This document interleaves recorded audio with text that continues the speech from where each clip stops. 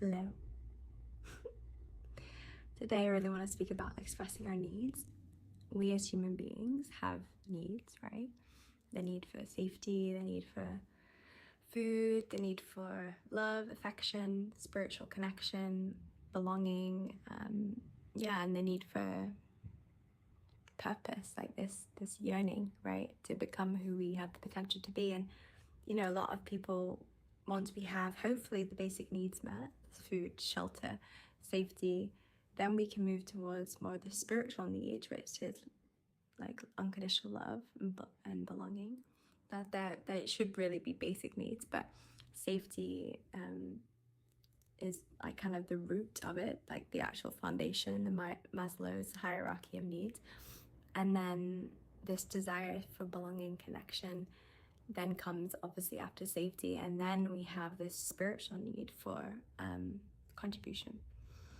Now, most of my clients are getting to this place where they have the other needs met, hopefully, and this desire to become who they know they have the potential to be, this yearning to actualize their potential. And really what happens when we're not doing that is we're not in our authentic expression. We actually create a lot of suffering for ourselves, because truly as human beings, we're here to be vessels of consciousness and share our consciousness in our own unique way, whether that is, being a teacher, a guide. Like for me, it's a guide. And, a lot of the time people want to pay to work with me and to be in my energy field, because I can support them up-leveling their vibration. And a big part of my work is to continuously expanding my capacity to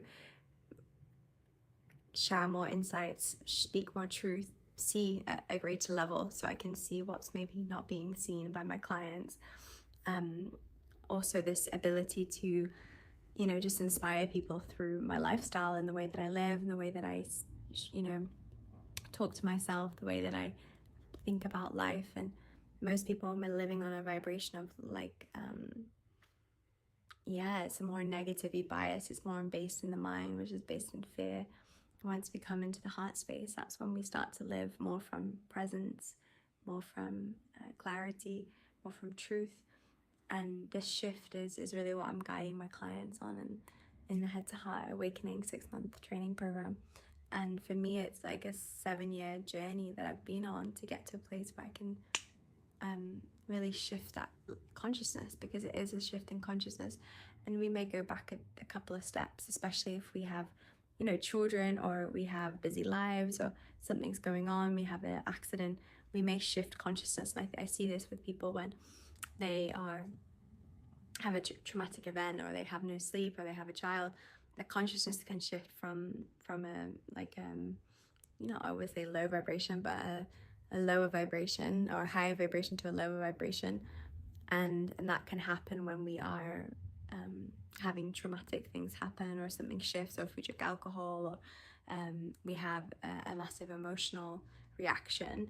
It can shift our consciousness level, so we don't have so much of an expanded awareness. And an expanded awareness is being able to be with all of the experience and come back into that place of truth and heart and love, and kind of shift. Because if we really see that everything is vibration, then we're going to prioritize our vibration as the most important thing. Because when we're not prioritizing that vibration, that's when the fear creeps in, that's when the programming creeps in, and that's when we can literally be a slave to the matrix, which for many of my clients coming out of that shift is this what I'm helping them to do, is bringing them the mystical to the mundane. And living in Bali for 7 years, I've had, grace has given me this a different way of being, a different way of living. And I really believe this is available to everyone, and we don't have to go to Bali to experience it. We can, and that's why I run my retreats, because I really want to give people a taste of experiencing life in a different way, of more slow pace, less doing, more in the being. And that is a real shift in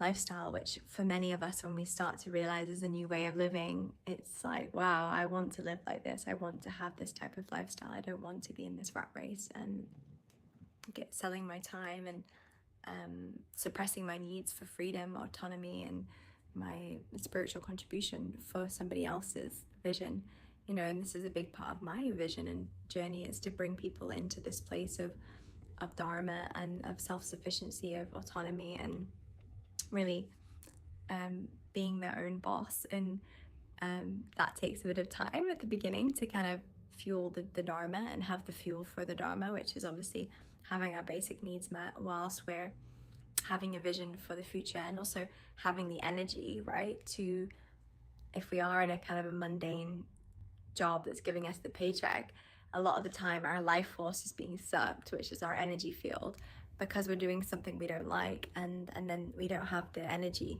to put that into something that we actually want to do. And when we start to awaken Shakti or Kundalini energy, that's when we have more life force, more drive, more ability to have that expanded awareness and to put that energy into our creations. But we have to drown out the noise of everyone else, and that's the hard thing, because a lot of people, we get sucked in by this person's belief system, this person's energy field, and then we kind of lose our sense of self. And that's something I've really struggled with, is being so impressionable to other people's opinions, judgments, belief systems.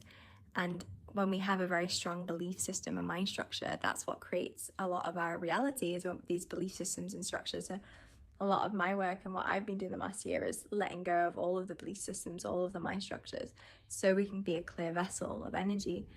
And that's when things are going to come to us from that place of being. Because we're, you know, God's got a plan for us. We're not trying to do it from a place of force and control. We're surrendering to life and seeing what, you know, what does life want of me right now? What does life want to do with me right now? And that's kind of the shift that we can go through. But that is a consciousness shift. It is a shift in consciousness, and that can be quite scary for a lot of people that have been doing things one way. And when we start to shift in consciousness, we go back, because the old program's pulling us back, and it's hard to get out of that old programming when we've been programmed like that for many years. So yeah, it's such a big topic, and there's so many things that I could share about it, but this is just kind of a taste of going back to the original thing, like really when we are not living in that place of spiritual contribution and sharing our gifts with the world. Yes, our basic needs are met, but we're not going to be fully fulfilled as human beings, actualizing our potential. And this is really what the Head to Heart journey is about, is helping you actualize your potential from a place of fullness and being able to activate your life force and drive that energy, that fuel towards your Dharma, and, you know, eventually get out of the matrix and do what you love and create a life of wild success and love and abundance for your family, for yourself, through doing what you love. And I really believe in that mission and that frequency. And just knowing that we have to go out, we have to do things that other people are not doing, and that can also trigger other people's fears, because if we start to shift and do things differently, that is an invitation for other people that there is another way. And for most people, that can be scary if we've been programmed one way and then we start seeing other people doing something else. So this is the invitation, is to shift the program. And this is my life's work. Very important.